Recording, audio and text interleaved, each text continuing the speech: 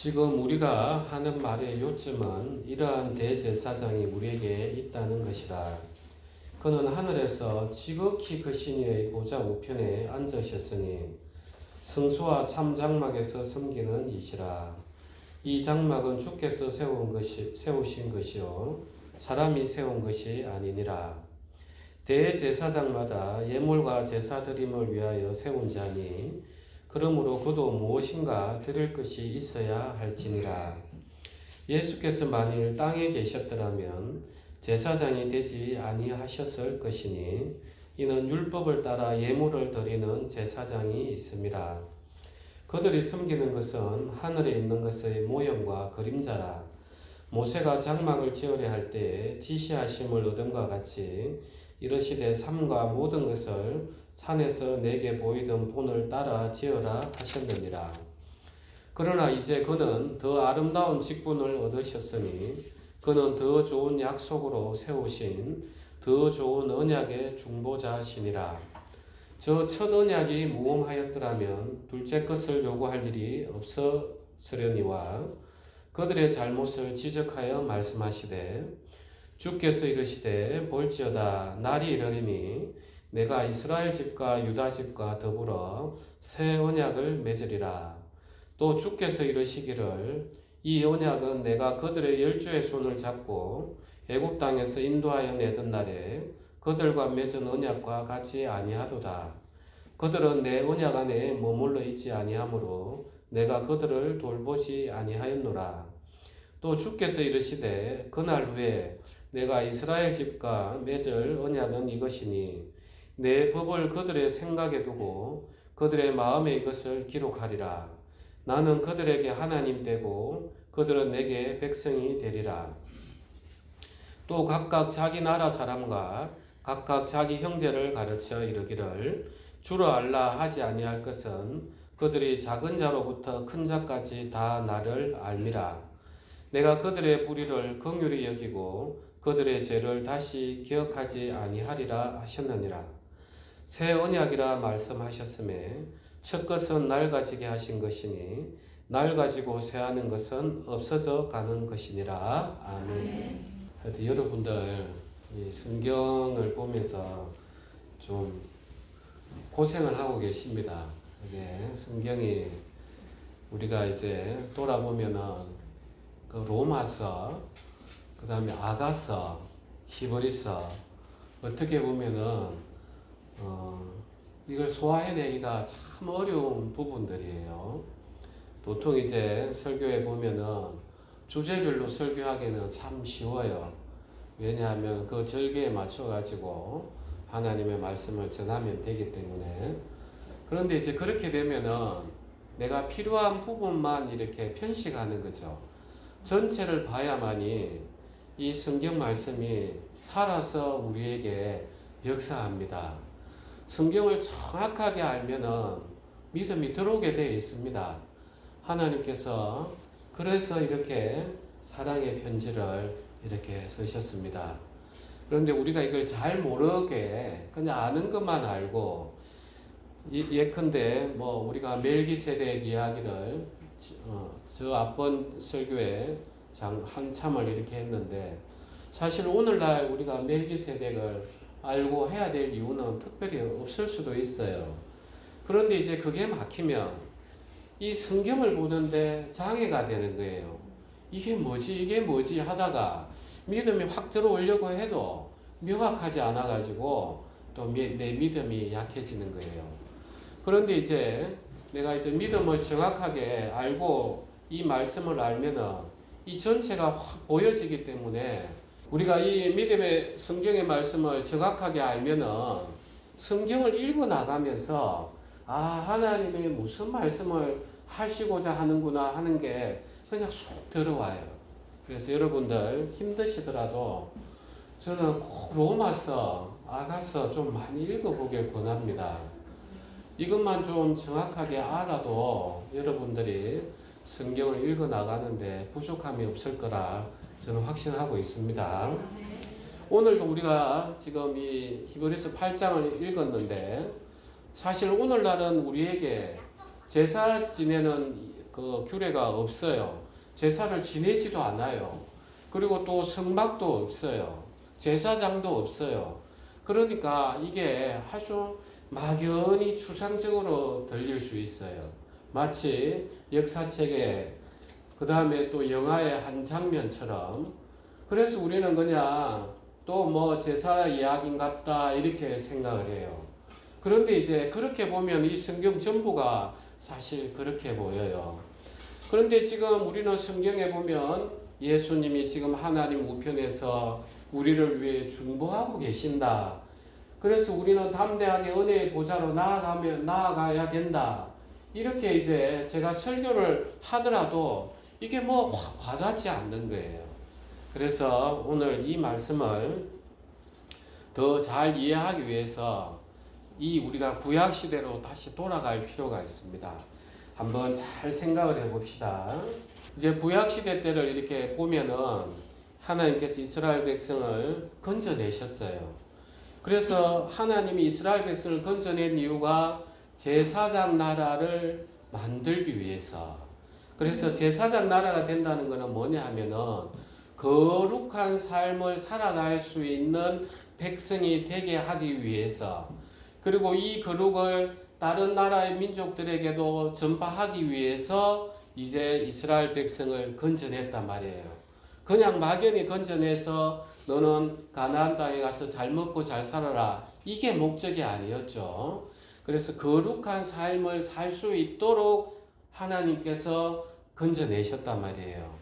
그런데 이제 인간이 죄를 계속 짓는단 말이죠. 육체가 있다 보니까. 그래서 죄가 있으면은 하나님과 거룩하신 하나님과의 관계가 연결이 안 되기 때문에 다시 이걸 연결시킬 수 있도록 제사 제도를 만들었어요.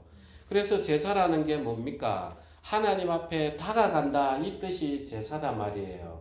내가 하나님하고 죄를 지어서 멀어졌는데 이제 하나님 앞에 가려고 해도 죄 때문에 계속해서 숨는단 말이죠. 그게 죄의 속성이에요. 아담이 선악과를 먹자마자 자기를 거르고 하나님이 부르시자 나무 뒤에 숨었단 말이에요. 그래서 우리는 늘 죄를 짓고 있기 때문에 기도의 자리에 확 나가려고 해도 못 나가요. 그래서 하나님께서 이 제사 제도를 두고 이제 다시 이스라엘 백성에게 그 제사 제도를 통해서 하나님의 거룩에 참여할 수 있도록 하나님이 규례를 주셨어요. 그래서 제사 제도를 만들어 놓으니까 이 제사 지내는 사람이 필요하죠. 그래서 제사장도 필요하고, 제사를 아무데나 들판에서 지내면 안 된단 말이에요. 우상 숭배로 나아가기 때문에. 그래서 늘 짐승을 잡을 때도 성막 앞으로 데려와서 잡고, 가나안 땅에 들어와서는 성막을 보고 성전을 보고 피를 흘리게 했단 말이에요. 왜냐하면 그러지 않으면은 그 가나안에 있던 토착민들처럼 우상숭배로 나아가기 때문에.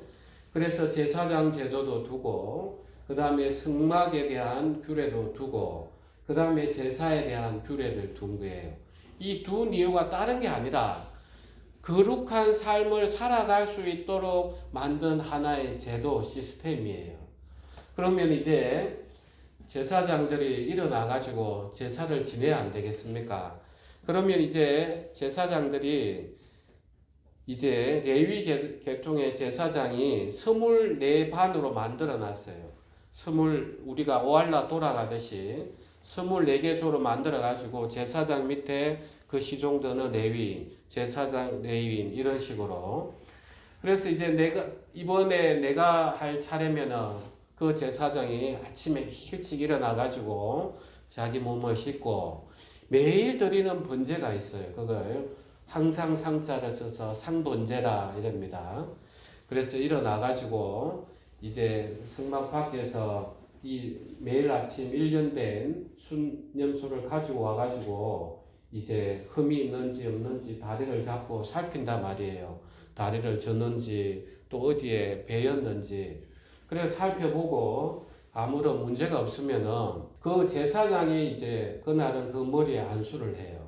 보통 내가 죄를 지으면은 죄를 지은 사람이 그 어린 양을 들고 와가지고 성전을 향해서 내가 이런 죄를 지었습니다 하고 안수를 해서 그 죄를 짐승에게 넘기고 그 죄를 지은 사람이 자기가 애써 길러왔던 양의 목을 팍 칼로 찔러서 피를 이제 바쳐내거든요.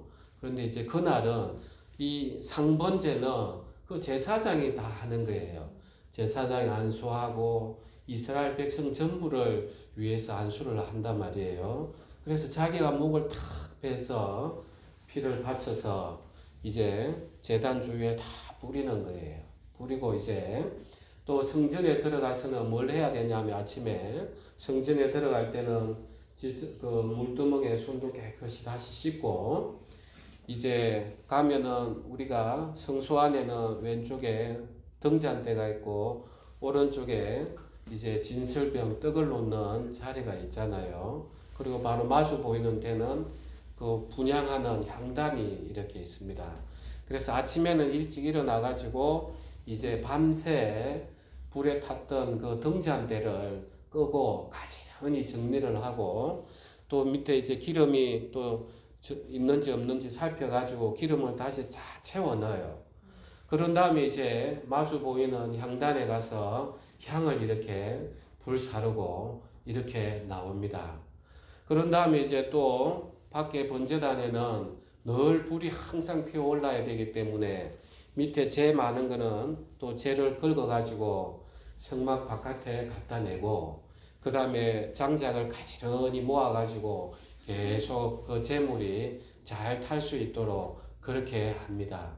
이게 이제 첫 번째 아침에 일어나면 하는 일이에요. 그게 보통 9시 정도에 일이 일어났어요. 그런 다음에 이제 이 제사장은 뭘 하느냐 하면은 이제 백성들에게 나와가지고 율법을 가르치는 거예요.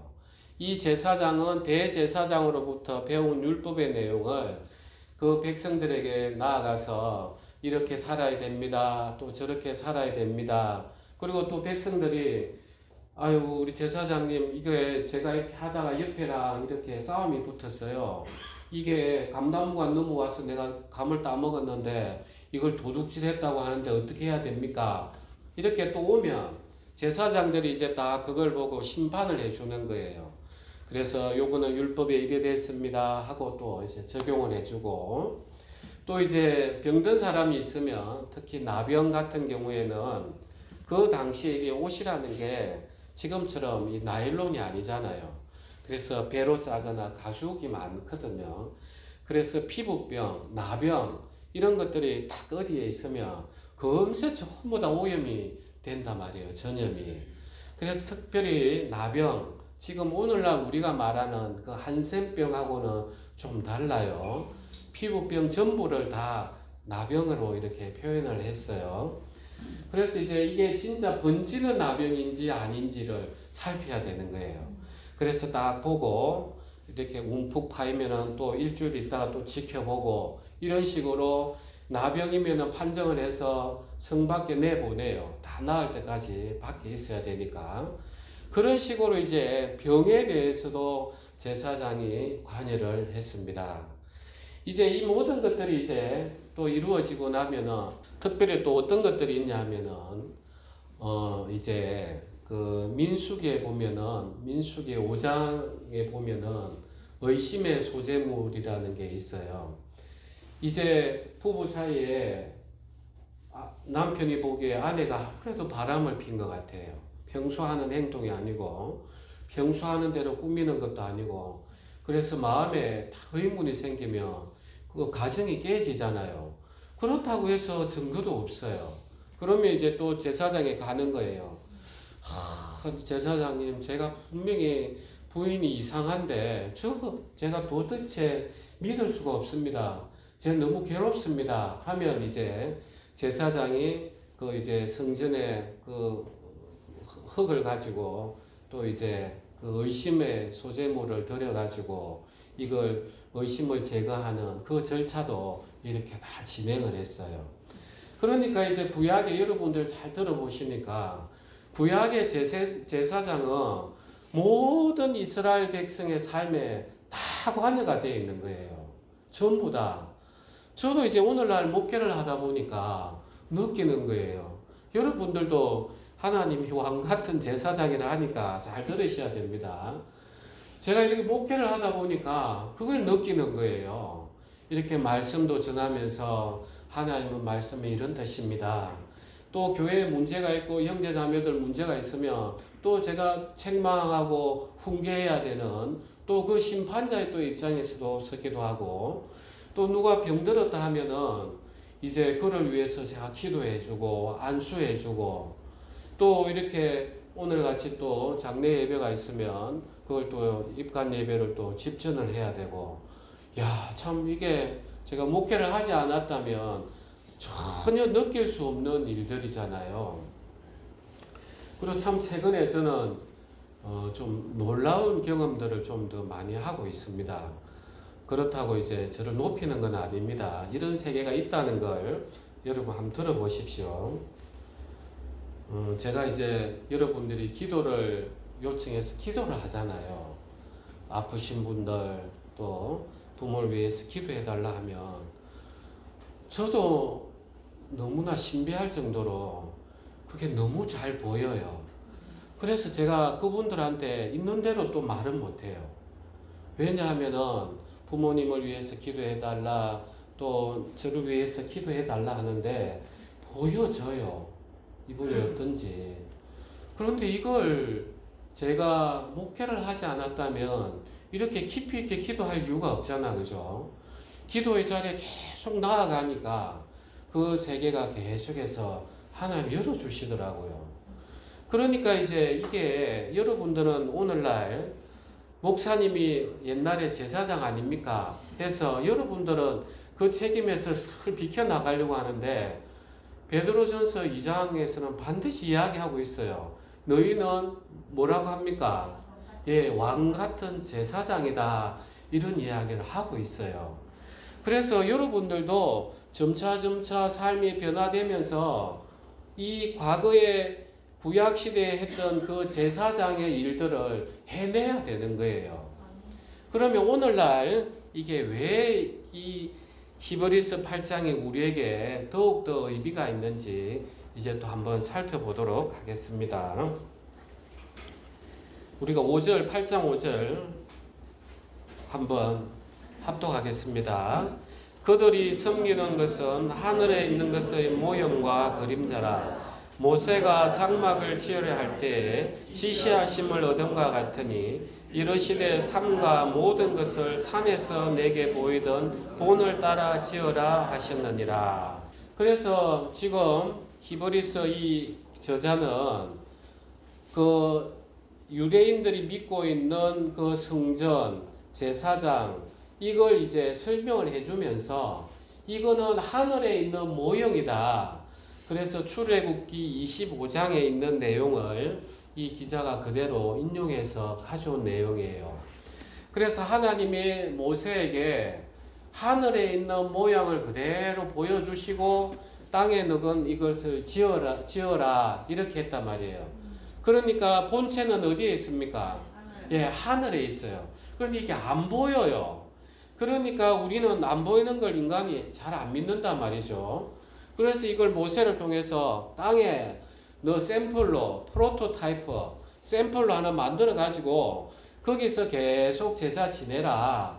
여기에 내가 하고자 하는 이야기를 담아 놓았다. 이렇게 이야기하신 게 그 제사제 된 거예요. 아시겠죠? 그러니까 이제 예수님은 자, 이 땅에 오셨으면은 이 땅의 제사장이 될 수 있었습니까? 될 수 있었습니까? 없었습니까?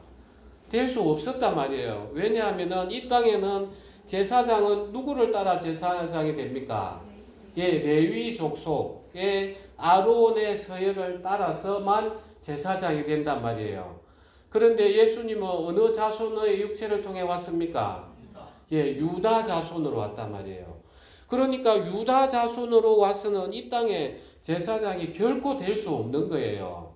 그래서 하나님께서 멜기세덱을 지난번 설교처럼 미리 보여주셔가지고 이 멜기세덱은 살렘의 왕이요 지극히 높으신 하나님의 제사장이라 이렇게 우리가 창세기 14장에서 봤습니다. 그러면은 이 모형에 있는 이 땅에서는 레위 자손이 제사장이고 왕하고 제사장은 겸직은 못하는데 하늘에 있는 본체는 그 멜기세덱에 따라서 왕과 제사장이 같이 돼 있고 제사장의 직분은 레위 족속이 아니라 영원한 멜기세덱의 반차를 따라서 하나님의 맹세로 되는구나.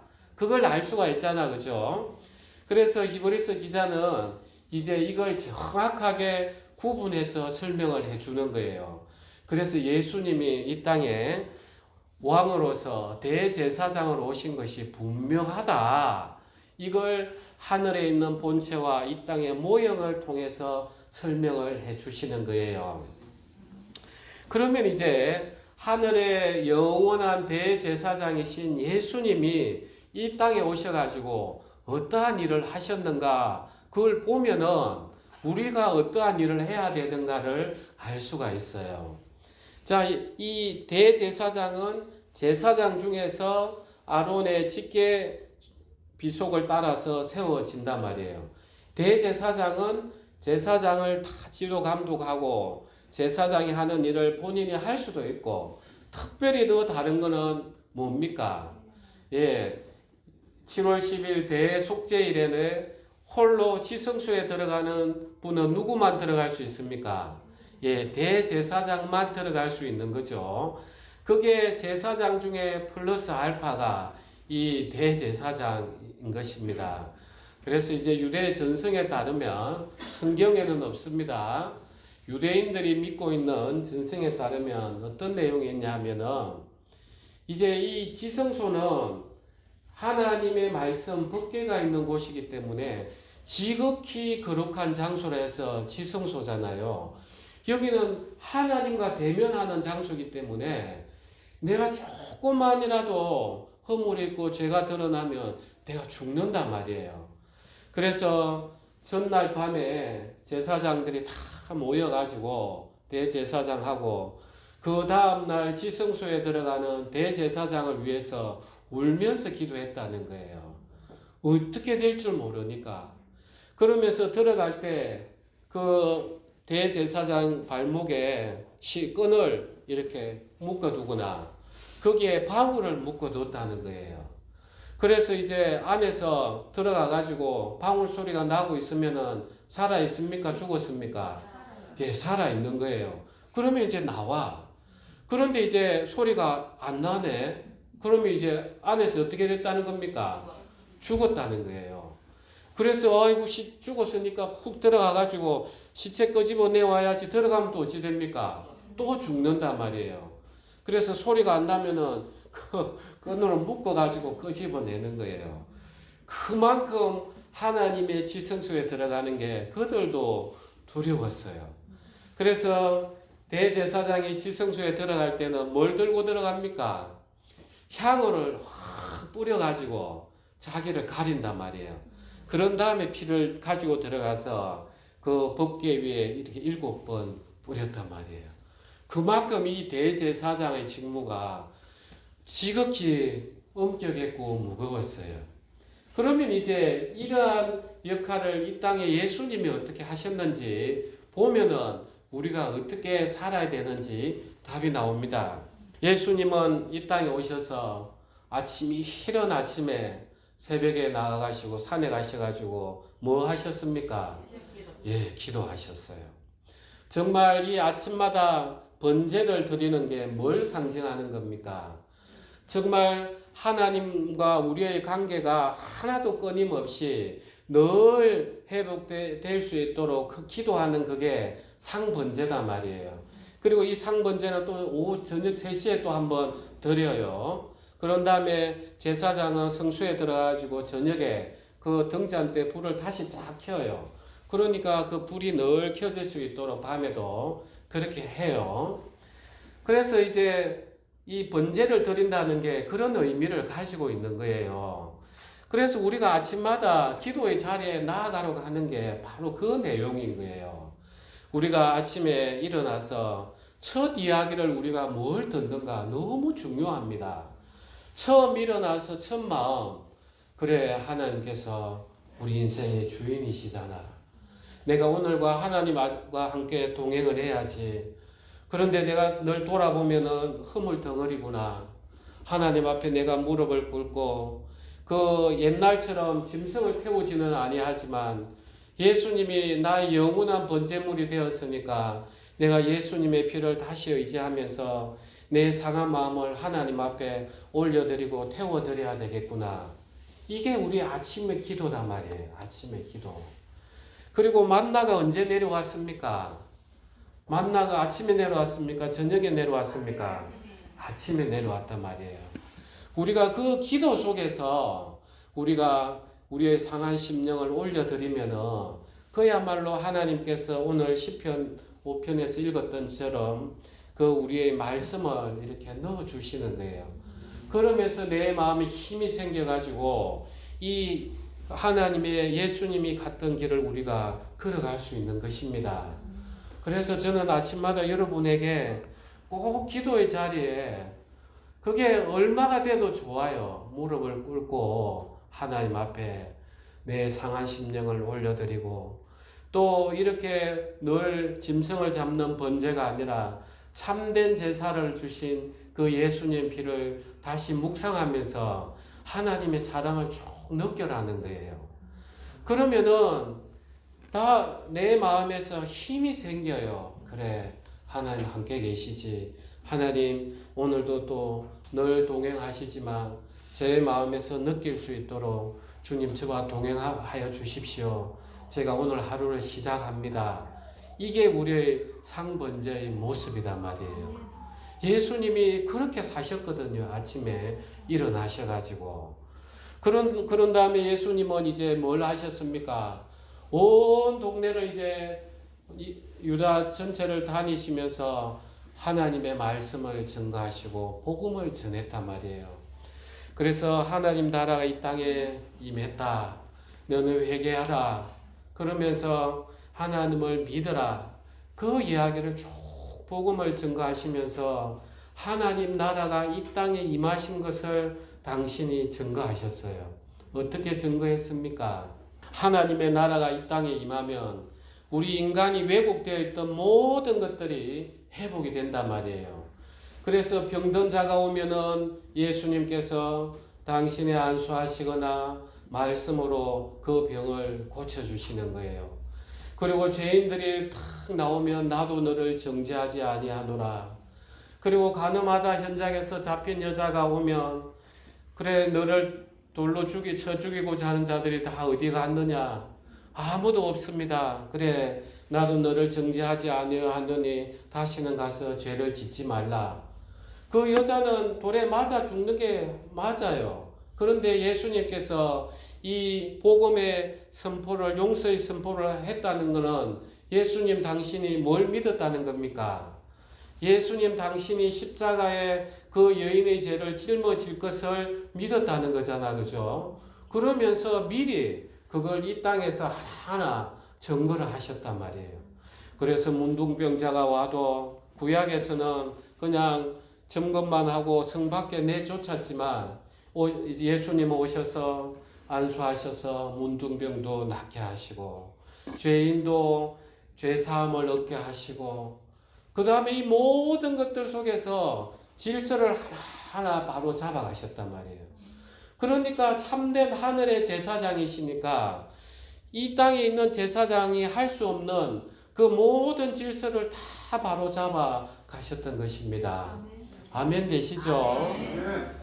그래서 이제 예수님께서는 그 말씀을 증거하시면서 그 산에서도 복음을 전하시고 말씀을 전하시고 들판에 가서도 말씀을 전하시고 또 사람들이 너무 많으니까 배에 타가지고 좀 띄워서 바람이 바다에서 이 산 쪽으로 안 불었겠습니까?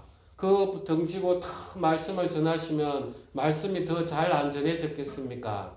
배에 타서 또 말씀 전하시고 이렇게 하시면서 그야말로 옛날에 제사장이 모욕을 했던 것을 실질적으로 전부 다 하셨던 것입니다. 그러니까 이런 이야기를 듣는 유대인들 입장에서는 여러분도 마찬가지예요. 진짜 예수님이 우리의 참된 제사장이시구나. 정말 하나님께서 그래서 모세에게 이 모형을 보여주셨구나. 하나님 정말 감사합니다. 우리의 영원한 대제사장을 우리에게 보내주셔서 감사합니다. 하면서 우리는 또 예수님께서 문을 열어놓으신 하나님 앞에 지성소 앞에 확 뛰어들어갈 수 있는 것입니다. 그러면서 이제 마지막으로 예수님께서는 대제사장으로 오시지 않았습니까?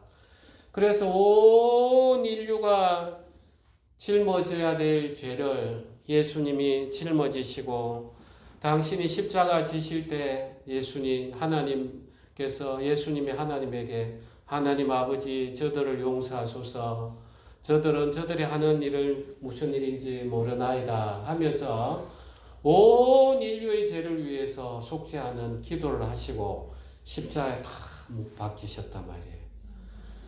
그리고 이 땅에서는 제사는 매년마다 대속죄일에 드려야 되는데 하나님의 성전은 영원하시니까 예수님 단번에 영원한 속죄를 이루셨기 때문에 우리는 하나님 앞에 너무나 담대하게 나아갈 수 있는 것입니다. 그러니까 이 오늘 히브리서 8장이 그냥 옛날 소설 이야기가 아닌 거예요. 그림책처럼 보여주시고 그걸 예수님을 통해서 실제가 이렇게 됐다. 이걸 우리에게 설명을 해 주시는 것입니다. 그러면서 이제 6절 한번 보시겠습니다. 8장 6절. 그러나 이제 그는 더 아름다운 직분을 얻으셨으니 그는 더 좋은 약속으로 세우신 더 좋은 언약의 중보자시니라. 저 첫 언약이 무엄하였더라면 둘째 것을 요구할 일이 없었으려니와 그들의 잘못을 지적하여 말씀하시되 주께서 이르시되 볼지어다 날이 이르리니 내가 이스라엘 집과 유다 집과 더불어 새 언약을 맺으리라 해서 예수님께서 이 히브리서 기자는 예레미야 31장에 나오는 새 언약을 그대로 인용을 하면서 이야기를 하고 있습니다. 그래서 이제 우리가 왜 히브리서 기자가 구약의 제사 지내는 걸 먼저 이야기했는지 모형적으로 이걸 통해서 오실 예수님은 어떻게 하실 거다 이걸 지금 이야기를 했습니다. 그러면서 이제 새 언약 이야기를 하고 있어요. 분명히 구약에도 하나님께서 아브라함에게 언약을 하셨어요. 내가 너에게 율법을 주는데 너희가 순종하면 복을 주고 너가 순종하지 아니하면 내가 너희를 심판하겠다 하면서 그 심판의 강도를 차츰차츰 강하게 이야기하셨어요. 그런데 이 구약의 율법이 지금 유효하다는 겁니까? 무효가 됐다는 겁니까? 어떻게 됐다는 거예요? 유효한 거예요? 무효가 된 거예요? 자, 무효가 됐다 손 한번 들어보세요. 예, 들어봐요. 자, 유효하다 여전히 손 들어봐요. 예. 이것도 저것도 모르겠다. 손 들지 마세요. 자, 한번 잘 보세요. 7절 우리가 크게 한번 합독하겠습니다. 저 첫 언약이 무엄하였더라면 둘째 것을 요구할 일이 없었으려니와. 자, 이 첫 언약을 세웠어요.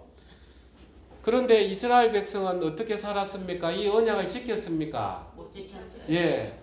두 사람 사이에 계약을 맺었어요. 한 사람이 못 지켰습니다. 이 계약이 살아있습니까? 없어졌습니까? 없어진 거예요.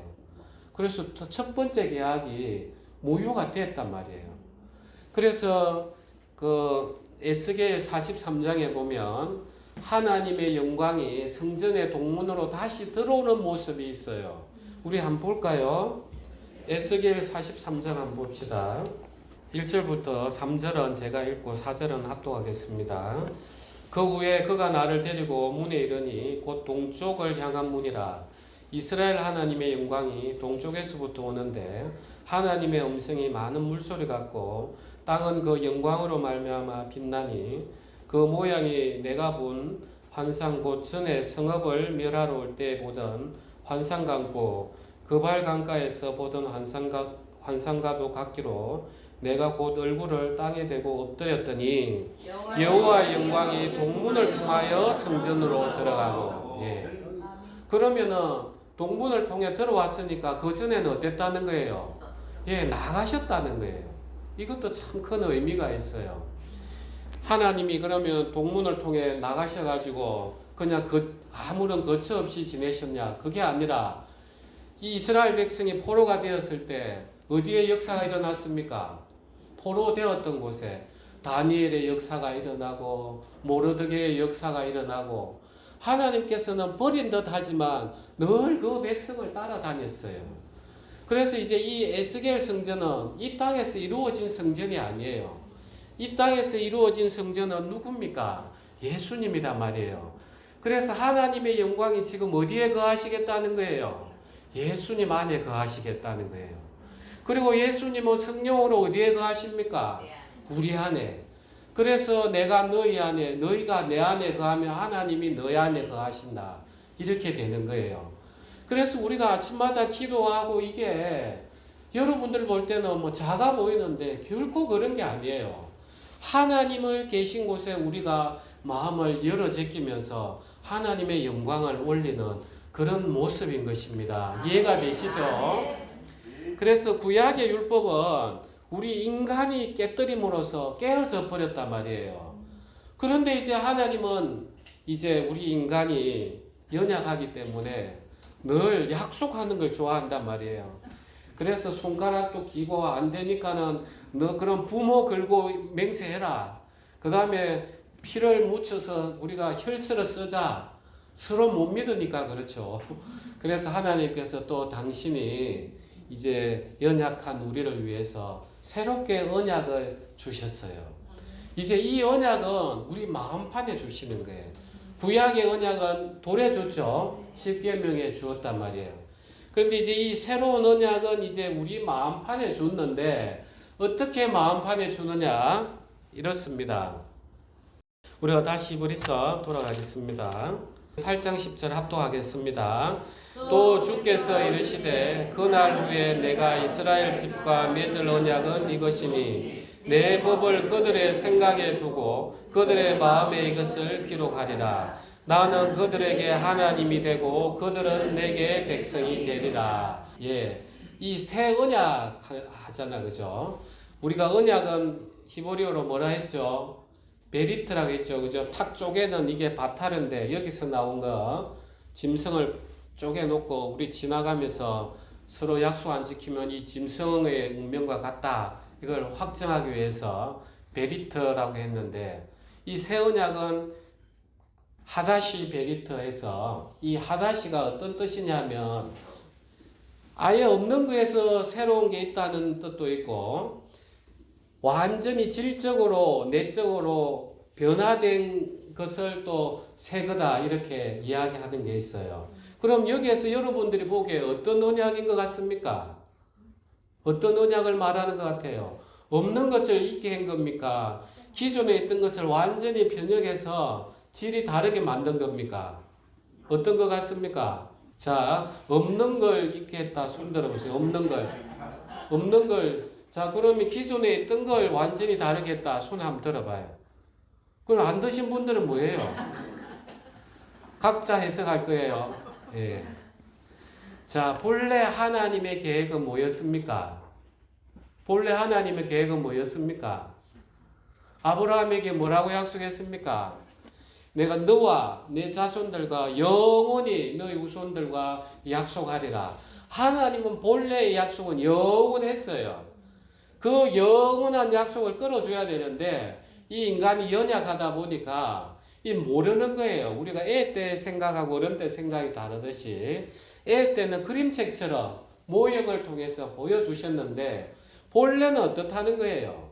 하나님께서 우리에게 아담이 실패했던 모든 것을 완벽히 새로 예수 그리스도 안에서 새롭게 하려고 했던 그 약속이었단 말이에요.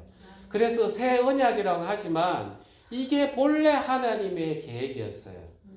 그래서 우리는 구약을 읽을 때 늘 이 자세를 가지고 읽어내야 되는 거예요. 그러면 이제 우리의 마음판에 이제 새기는 거죠. 마음판에 새기는 거는 뭐로 새기는 겁니까? 도대체 정말 예수님께서 이 땅에 오셔서 늘 우리에게 강조하신 게 뭡니까? 사랑이죠. 이 사랑을 하기 위해서는 자기의 연약함이 드러나야 됩니다. 그래서 우리는 내 마음판에 새기기 위해서는 내 죄를 하나님 앞에 확 드러내고 이런 악한 나를 그 하나님의 피로서 나를 정결케 하셨구나 하면서 나아가야만이 그 예수님의 사랑이 우리에게 훅 들어오면서 마음판에 새겨진단 말이에요. 이게 안 되면 이 회개가 이루어지지 아니하면 여러분들 어떻게 되는지 아십니까? 그래서 저는 여러분들에게 회개의 자리에 앉아라 먼저 그 이야기하는 이유가 여러분들이 지금 구약 성경 읽으면 이스라엘 백성을 어떻게 평가합니까? 이렇게 도대체 하나님의 백성이라는 민족이 이렇게 살아가 되겠나? 이런 평가 많이 하시죠? 읽을 때마다 그 평가할 거예요. 어떻게 사울이 다윗을 이렇게 잡아 죽이려고 하지? 자기 부하를. 또 아니 어떻게 하나님이 건져냈는데 우상을 숭배해? 전부 다 평가한단 말이에요. 이 이스라엘 백성이 왜 그렇게 됐냐 하면은 자기 안에 있는 깊은 죄를 바라보지 못해서 그랬던 거예요. 오늘날 우리가 구원파 교회들이 제법 있죠. 이 사람들이 여러분들 우리는 이단이라고 해요. 왜 이단이라고 합니까? 자기들은 하나님 앞에 구원받았다, 의롭게 됐다 해놓고는 삶이 안 바뀐단 말이에요. 왜 안 바뀌느냐? 자기의 악함을 드러내지 않았기 때문에 자기 마음판에 하나님의 법이 새겨지지 않는 거예요. 내가 얼마나 악한데 하나님께서 이런 나를 위해서 십자가에 못 박히시려고 예수님을 보내셨나? 그 과정에서 나의 깊은 회개가 나와야만이 예수님 피가 확 몸에 뿌려지면서 그래 날 이렇게 거룩하게 만드셨는데 내가 이렇게 살면 안 되지. 하나님은 지금 우리를 왕같은 제사장이라 하는데 제사장은 거룩하게 살아야 되는데 내가 여전히 세상하고 똑같이 산다는 것은 내가 거짓말하는 자잖아. 이게 어떻게 하나님의 백성일 수 있어? 하나님을 더 욕되게 하는 거지. 이런 마음이 올라온단 말이에요. 아멘 되시죠? 아멘. 그래서 우리가 구원파 욕할 것도 아니고 이스라엘 백성 욕할 것도 아니고 신천지 욕할 것도 아니고 우리 자신을 보자는 거예요. 우리 마음 깊이 있게 죄는 계속해서 드러내야 됩니다. 처음에 이야기 들었듯이 죄는 숨기고자 하는 본성이 있어요. 어둠이기 때문에. 그래서 이걸 계속 빛 앞에 드러내야 고침을 받아요. 그런데 사람들은 회개의 자리에 가도 내 옳다고 하는 거에 자꾸 그러니까 빛이 들어올 수가 없는 거예요. 그래서 오늘날은 우리는 제사장이에요.